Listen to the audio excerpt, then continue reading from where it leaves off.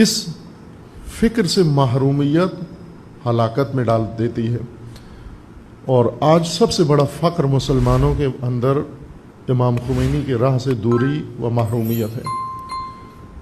اس فقر کے خلاف شدید مبارزے کی ضرورت ہے۔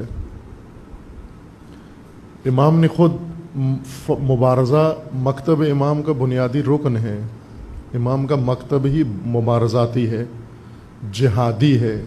امام کا دین قیام ہے، دین مبارزہ ہے۔ بلکہ امام یہ فرماتے تھے کہ قیام و مبارزہ اسلام کی ریڑھ کی ہڈی ہے، اسی کے سہارے دین قائم ہے۔ اور یہی نقطہ قرآن میں بھی ہے، و نہج البلاغہ میں بھی امیر المومنین نے جہاد کو اسلام کی ریڑھ کی ہڈی قرار دیا ہے، جس پر دار و مدار ہے تمام نظام اسلام کے قیام کا۔ اور جہاد بھی اپنے وسیع تناظر میں، وسیع معنی میں یعنی جہاد با نفس، مبارزہ اندرونی سے لے کر ایک عالمی مبارزے تک دائرہ قیام و مبارزہ پھیلا ہوا ہے۔ اور امام اسی مبارزے کے قائل تھے، اور مبارزہ کے ذریعے سے ہی امام نے انقلاب برپا کیا ہے، ایک نہیں۔ حقیقت میں امام نے آپ کہیں کہ 20 انقلاب برپا کیے ہیں، ہمیں امام کا صرف سیاسی انقلاب نظر آتا ہے۔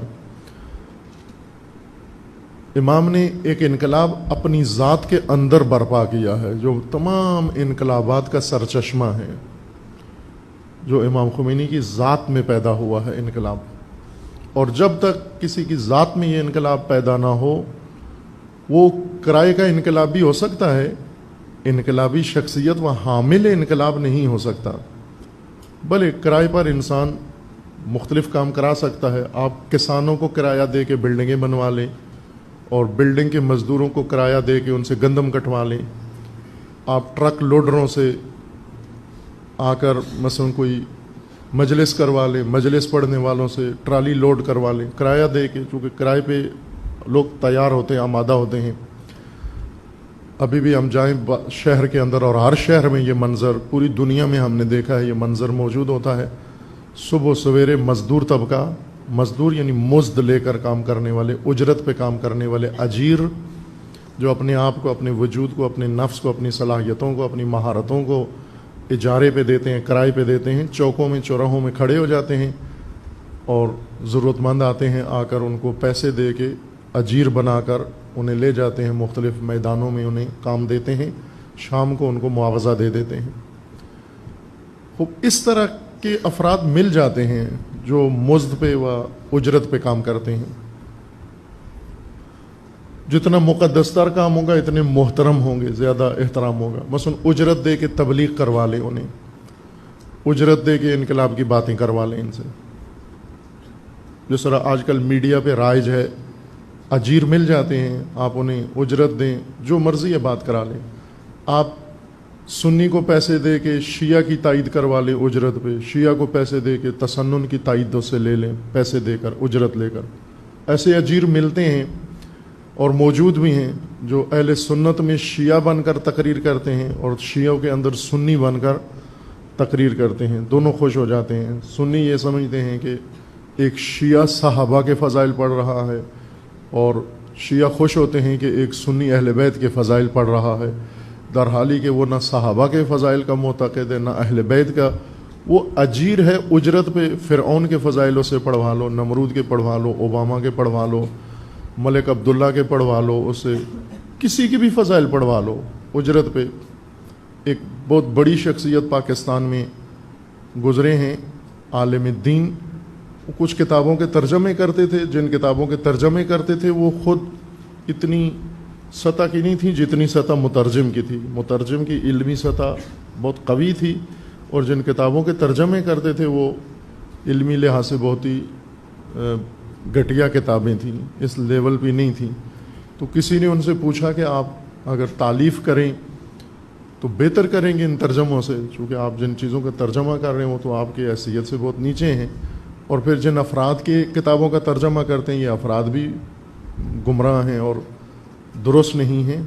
تو انہوں نے کہا میں تو ترجمے نہیں کرتا ہوں ان کو علمی سمجھ کر یا ان کو مفید سمجھ کر، مجھے پیسے دیتے ہیں ترجمے کرنے کے، میں ترجمے کر دیتا ہوں، اور انہی کے کلمات قصار میں سے یہ جملہ ہے کہ اگر مجھے کوئی یہودی بھی پیسے دے تو میں اس کی کتاب کا بھی ترجمہ کر دیتا ہوں۔ اجیر ایسا ہی ہوتا ہے، اجیر تو متعصب نہیں ہوتا۔ مزدور چوک میں کھڑا ہوا ہے، وہ یہ کہے کہ شیعہ کا گھر نہیں بنانا، سنی کا بنانا ہے، وہابی کا نہیں بنانا، سلفی کا بنانا ہے، اہل حدیث کا نہیں بنانا، دیوبندی کا بنانا ہے، وہ تو مذہب پوچھتا ہی نہیں ہے کہ بھائی تیرا کوٹھی بنگلہ بنانا ہے، اینٹیں رکھنی ہے تیرے گھر میں نے آ کر، تو کس مذہب کا قائل ہے، وہ اس کو مذہب سے سروکار نہیں ہوتا، اسے اپنی اجرت سے سروکار ہوتا ہے۔ اب ایسے اجیر مل جاتے ہیں، ابھی موجود ہیں، آپ کو ہر کام کے لیے اجیر ملتے ہیں، اجرت پہ کام کرنے والے۔ اسی طرح انقلاب کے لیے اجیر لے لیں اور ان کو کرایہ دیں، انقلابی باتیں کریں، انقلابی نعرے لگائیں، شعار دیں، واپس جا کے اپنی اجرت وصول کر لیں۔ یہ نہیں ہوتے انقلابی۔ انقلابی وہ ہوتے ہیں جن کی ذات میں پہلے انقلاب برپا ہوتا ہے، ان کی شخصیت منقلب ہوتی ہے، بدلتی ہے۔ انقلاب بدلنے کا نام ہے، تبدیلی کا نام ہے۔ انقلاب جذبات کا نام نہیں ہے، تبدیلی کا نام ہے۔ کہ رائج وہ چیز جو عمومیت اختیار کر لیتی ہے، دیکھا دیکھی بھیڑ چال کے تحت شخصیت بن جاتی ہے، اس شخصیت کو بدلنا، الہی شخصیت اس کے بجائے بنانا، یہ انقلاب ہے۔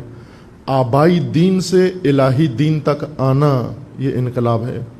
تہذیبی شخصیت بدل کے الہی شخصیت اپنی بنا لینا، انقلاب اندرونی ہے۔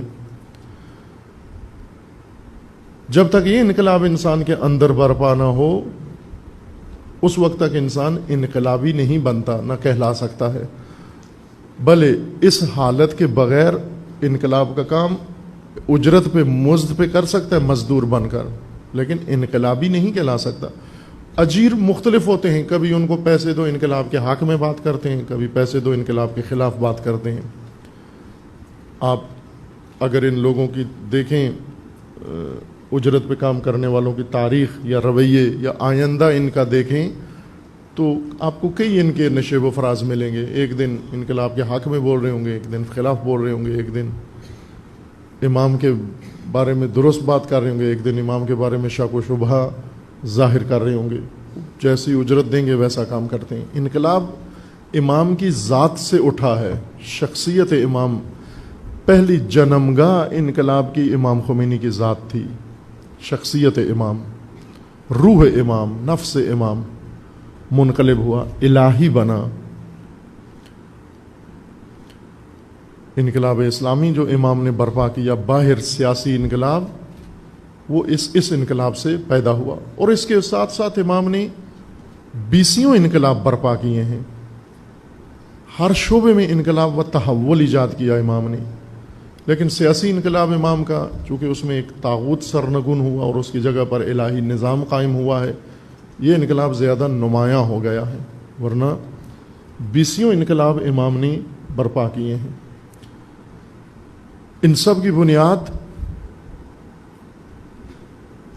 انقلاب اصلی تھا، انقلاب حقیقی جو قرآن نے، دین نے امام کی ذات میں ایجاد کیا ہے۔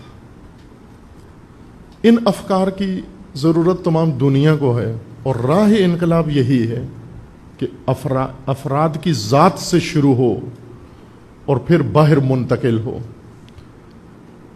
اجیر و مزدور وہ ہوتا ہے جو باہر انقلاب کا شعار دیتا ہے لیکن اپنے اندر انقلاب برپا نہیں کرتا، تبدیلی محسوس نہیں کرتا، وہ تبدیلی آنے کے کوئی امکانات اندر اس کی ذات کے اندر موجود نہیں ہوتے۔